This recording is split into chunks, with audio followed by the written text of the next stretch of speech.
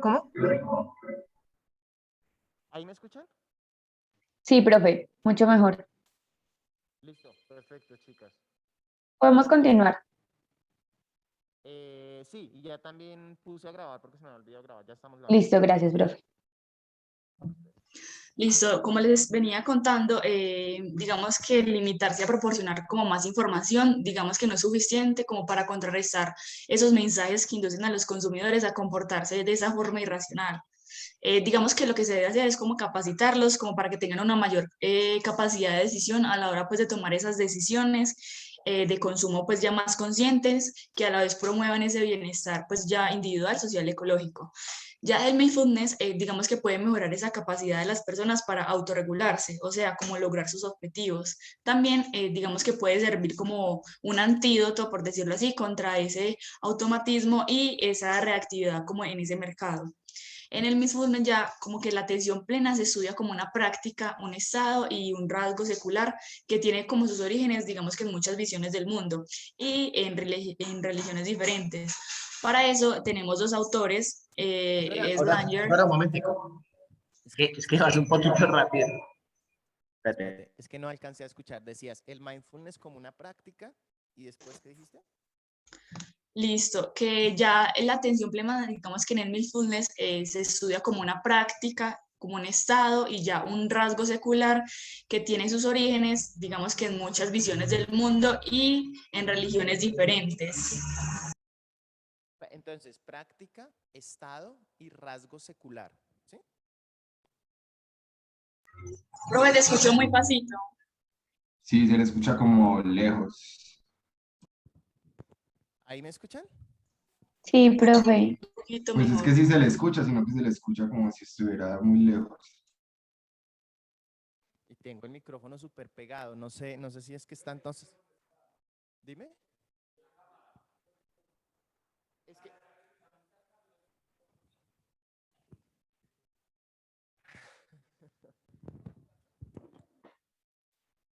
¿Ahí me escuchan mejor? Hola. ¿Ahí me escuchan mejor? Es que justamente tenemos desconectado este. ¿Ahí me escuchan? Hola. Sí, profe, pero pasito. Se lo sigue escuchando muy bajito. Profe, pero se nos escucha bien a nosotras. Yo las escucho bien, pero no sé qué le pasa al micrófono, entonces voy a gritar. ¿Ahí me escuchan bien? Sí. Bueno, entonces le preguntaba a Aurora, dijiste el mindfulness como práctica, como estado y como algo secular. ¿Qué dijiste No, secular? profe, la atención plena, o sea, nos dice que desde el mindfulness la atención plena se estudia como una práctica, un estado y un rasgo ya como secular que tiene sus orígenes en muchas visiones del mundo y como en religiones diferentes, según lo que decía en el texto. Listo, dale, gracias. Perfecto, profe. Listo, seguimos que esa atención plena la vemos desde dos autores, que es Langer, una mujer, es una profesora universitaria de psicología en la Universidad de Harvard y ella ha investigado mucho sobre como esa ilusión de control, como esa toma de decisiones y como esa teoría de la conciencia plena. Ella pues considera la atención plena, digamos, como un estado elevado de implicación y vigilia, ya más con énfasis, digamos que en esa conciencia más en los estímulos externos, ya a la apertura y como a la novedad de establecimiento como de nuevas distinciones en ese mismo sentido. Y ya que este enfoque apoya como una visión más occidental, por decirlo así, basada en la psicología cognitiva y pues se centra como especialmente en la cognición creativa. Por otra parte, tenemos a Kabat-Zinn, que es un profesor de medicina y él hacía como sus prácticas o hace sus prácticas Zen Yoga y sus estudios con diversos maestros como budistas lo condujeron ya a integrar partes de como esa enseñanza con la conciencia occidental. Entonces ahí se complementan, ya creando como esa técnica de reducción del estrés basada en esa atención plena. Él considera como que la atención plena consiste más en estar como presentes sin juzgar como tanto a esos estímulos internos, por ejemplo, como a los pensamientos, a las emociones o a las sensaciones más como corporales. También su enfoque es como terapéutico en la medicina, pues en lo que él estudió, y se fundamenta como, o hace como hincapié en la mala disciplina mental. Listo. Y como para entender un poco mejor qué es el consumo consciente, este lo podemos definir como la práctica continua, como les venía contando Aurora, de prestar atención con aceptación y sin pues a todos estos estímulos internos de sensaciones corporales, emociones y pensamientos, y los estímulos externos y sus efectos como en el proceso del consumo. Para que esto quede mucho más claro, pues les voy a contar un ejemplo que venía pues acá en la lectura en donde nos sitúa que, digamos, ustedes son unas personas que acaban de llegar de la universidad y llegan muy cansados y muy hambrientos. Y lo primero que ven en sus casas es una bolsa de papitas fritas. Entonces, si el consumidor pues no tiene como la conciencia, va a actuar en función del hambre. Y este sería como el estímulo interno. Y consumir pues las papitas fritas sería como el estímulo externo sin pensarlo dos veces. En cambio, si nosotros tenemos más conciencia sobre eso, en lugar de ceder inmediatamente como al deseo de comer las papitas fritas, somos capaces de observar las sensaciones corporales asociadas pues, con el hambre desde el momento. Y también seríamos capaces como de relacionar como algún sentimiento con esta emoción del momento. Y gracias a esta deliberación, nosotros podemos estar abiertos como a explorar alternativas que podemos consumir. Es decir, pues no, me voy a ir a hacer mejor un sándwich, me voy a ir a hacer mejor algo que lo voy a preparar yo mismo y que no es de la calle, por decirlo así. Bueno, en la atención con aceptación, pues según lo que nos dice el texto, eh, es que pues como la aceptación es como dirigir y centrar la mente que pues digamos puede que se distraiga tanto en los estímulos externos, que son como los objetos, las personas y el entorno, como en los internos, que son las sensaciones corporales, las emociones y los pensamientos. Entonces es notar como pues todos esos efectos que se tienen con el proceso de consumo y prestar pues atención a las experiencias que estamos viviendo pues como en el momento, pero con una actitud positiva. O sea, no juzgarnos, pues se debe llevar a cabo también con compasión y sin prejuicios, como para lograr pues la curación y esa recuperación y tener flexibilidad mental.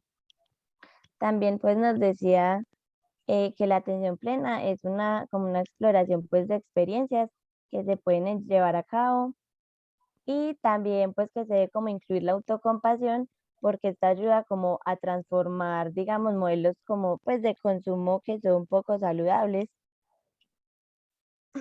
Y pues también la práctica del mindfulness, no solo se trata, también decía, pues como de tener compasión por uno mismo, sino también por los demás, incluyéndolo pues como una actitud integral.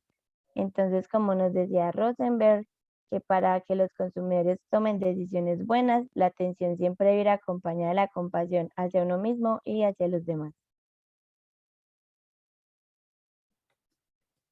Ya digamos que en la concienciación, según Katzin, nos dice que es como esa experiencia de los fenómenos ya mentales, actuales, sensoriales y ya basados en ese conocimiento, digamos que no se pueden captar solo como con el pensamiento ya conceptual.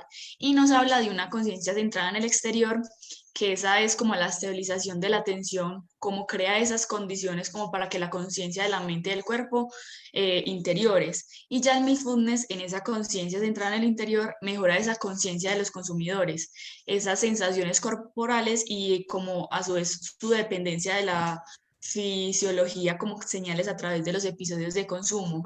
Ya respecto a la conciencia centrada en el exterior, esas del entorno físico, social y más como eso del marketing.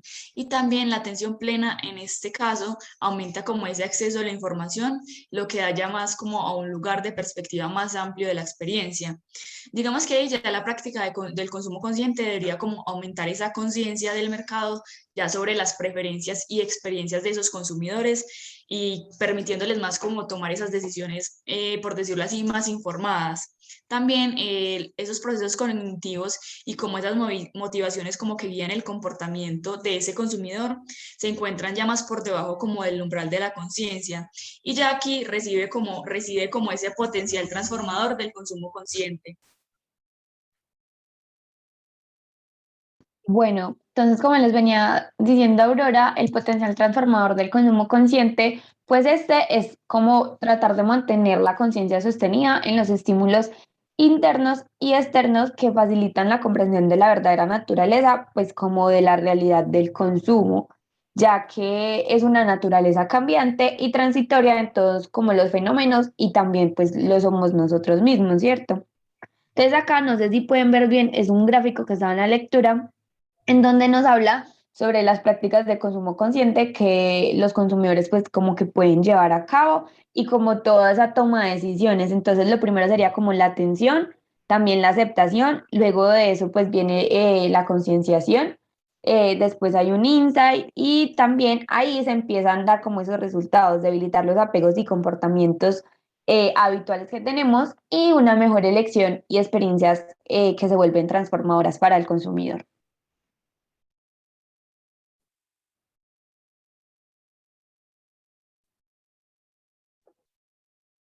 Bueno, en el bienestar del consumidor, la práctica pues del consumo consciente por parte de los consumidores tiene pues implicaciones pues en ámbitos como lo son pues la salud y las adicciones. Entonces, por ejemplo, nos daban un ejemplo, valga la redundancia, en el texto que decía que un fumador que utiliza, digamos, esta práctica pues de consumo consciente y los programas del mindfulness para dejar de fumar, pues él va a aprender como a mantener la atención en su experiencia cercana con una actitud de aceptación. Entonces lo que hace pues el entrenamiento es que ayuda pues como a reemplazar esos comportamientos habituales pues sí, como por la autorregulación. Entonces pues estas prácticas de conciencia logran guiar mejor a los consumidores para que sean pues más responsables y conscientes consigo mismos y pues enseñándoles cómo a observar los estados corporales y mentales inestables para desarrollar pues como un cambio de los comportamientos habituales, como ya les he dicho, por una mayor como autorregulación. Listo, les pido disculpas por el ruido, pero el vecino le dio como por poner música. Pero entonces, bueno, con el bienestar social, digamos que ya esa investigación ha demostrado que la mayoría de los consumidores tienen esos prejuicios y esos sesgos, digamos, como resultado de la exposición a esos estímulos del entorno, ya que perpetúan en esos, pues, estereotipos. Esas prácticas de consumo consciente también afectan como ese bienestar de la sociedad. O sea, los consumidores no solo son conscientes o no están dispuestos a admitir que tienen esos puntos de vista pues desagradables. Ya en el entrenamiento, en ese mindfulness, ayuda como a mejorar la capacidad de esos consumidores para mantener como esos prejuicios, digamos, de raza y edad, digamos, sin autocrítica o culpa. Ya eso puede apoyar a actitudes menos como defensivas y más abiertas como a cambiar esas percepciones sesgadas de los consumidores. En este caso, en el bienestar social, la atención plena como que mejora la concienciación de esas reacciones automáticas y disminuye como esa influencia de esas reacciones en el comportamiento ya más del contexto del multiculturalismo. Bueno, ya en cuanto a un ámbito más ambiental, podemos utilizar el mindfulness como para reavivar ese interés por el planeta desde que pues, nos puede como motivar